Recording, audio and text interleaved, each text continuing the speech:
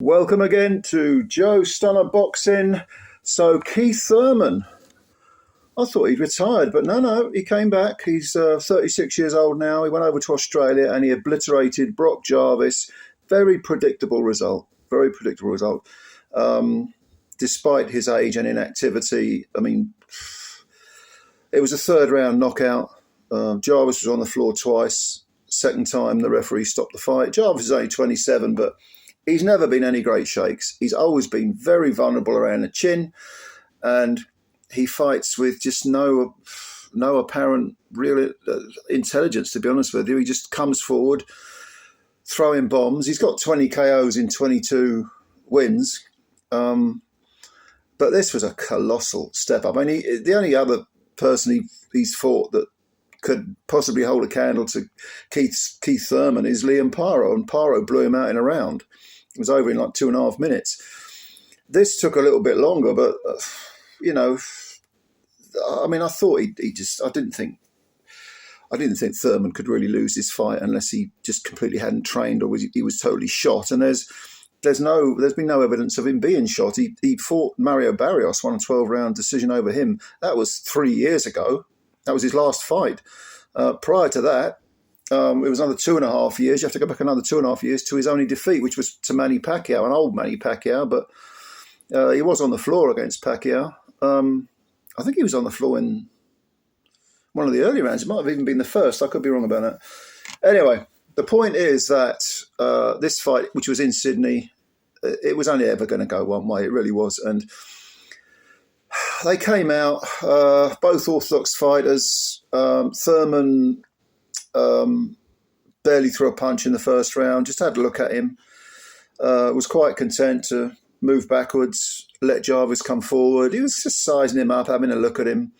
Jarvis, towards the end of the first round, let some punches go. Actually gave him the first round because Thurman didn't do anything. Second round, I mean, the first half of the second round, it was pretty much the same thing. I mean, Thurman, is quite content to move backwards, slide along the ropes, just he'd shell up, when he was on the ropes, and Jarvis wasn't landing anything clean at all. Thurman's never looked more comfortable in a boxing ring. And then towards the end of the second round, Thurman started to let his hands go a bit. And immediately, straight away, you could see that Jarvis didn't like it. He was trying to move forward still, but looked very sort of tentative. He didn't seem to know where the punches were coming from. He didn't seem to know how to box on the back foot. He didn't seem, it seemed like an absolute anathema for him to take a step backwards. And Thurman, for the last 30 seconds of the round, 40, 50 seconds maybe, just threw a variety of punches, nice combinations, both hands. They weren't all landing cleanly, but Thurman was really just having a look at him. And in the third round, Thurman came out and, again, so relaxed, so poised. And the moment he let his hands go, again, Jarvis did not look comfortable at all. And after a minute, Jarvis began to look a bit ragged even. He began to sort of shake a bit. I wouldn't say he was sort of staggering around the ring, but there was just a real discomfort about him. And he ended up being floored with, he got pushed to the ropes. Now it was Thurman coming forward, and chalk and cheese result.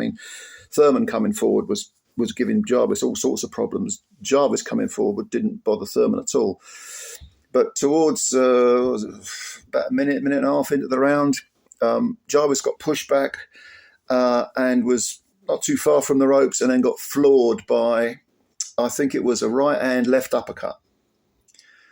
And he was floored heavily, and he looked badly shaken. And he got up, talk about deer in the headlights, didn't really know what to do, looked shell-shocked.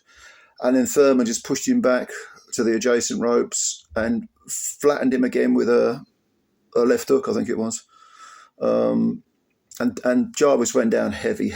So to the point where the referee just stepped in and stopped the fight, which was understandable.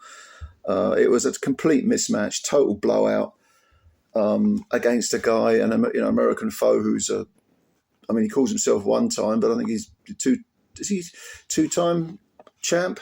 Certainly his best days were at welterweight. Now he's up at 154, but not an ounce of fat on him. But Jarvis is domestic level, and it was, like I say, it was a complete mismatch, complete and utter mismatch. So that's really all she wrote. I mean, really a lot more to tell you. Disappointment for the Aussies. Their boxing is in good condition. You know, don't forget they've got that big matchroom card coming up with Kambosos making his comeback, and I think Sky Nicholson's on the undercard. She's defending her title against Tiara Brown, which should be, there's a little bit of, not bad blood, but a little bit of lip going on there. So, yeah, you know, that's all she wrote. But for Thurman, this is it a rebirth? Does he want to carry on? Does he really think that, you know, he's got another world title in him? I mean, beating Brock Jarvis, knocking out Brock Jarvis early it doesn't really prove anything, but it does show that he's no one's mug, and he's still just got that one defeat on his record. Now he's got 31 wins, and 23 of them are by KO. Rather fascinatingly, you know, Keith Thurman, get a load of this. This is how inactive he is. He hasn't scored a KO. That was his first KO for 10 years. 10 years, 2015. All right, if you want to be kind, 9 years and 8 months or something like that, I think it is, which was Luis Collazo, who retired after 7 rounds in their fight. But, yeah, he's got a name. He might get a title shot. I mean, if Errol Spence wants to come back at 154, why not Spence against Thurman? I mean, why not? Something like that. You know, these retreads, they never go away, do they? As long as they've got a name that can make them a few dollars. So let me know what you think if you saw this fight. Did it surprise you? Surely it didn't. Just let me know what you think. And yeah, thanks for your time. Subscribe to the channel if you're new and hit the like button. And I will read your comments. Until then, bye for now.